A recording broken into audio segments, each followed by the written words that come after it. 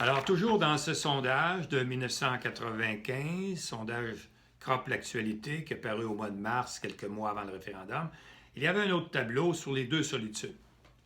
Est-ce que c'est encore les Anglais puis les Français ou les francophones et les anglophones qui sont comme des opposants, comme des gens qui sont isolés, qui ne travaillent pas ensemble, en fait ce qu'on appelle les solitudes. Alors on a découvert au mois de mars 95 que ce ne sont plus les anglophones et les francophones qui sont les solitudes. Ce sont maintenant les fédéralistes et les souverainistes. Donc, le combat, ou appelez-le comme vous voulez, la politique, les analystes doivent considérer maintenant non plus ce passé entre les anglophones et les francophones, mais plutôt les fédéralistes et les souverainistes.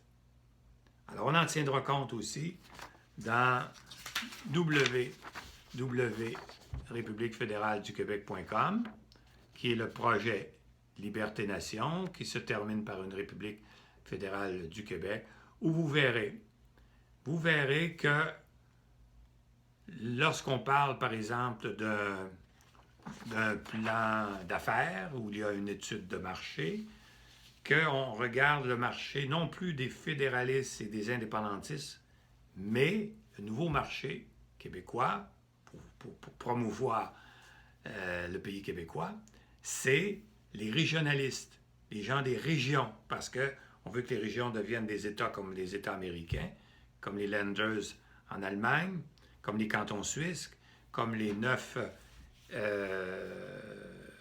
cantons ou les 9 régions en Autriche, les États fédérés d'Autriche.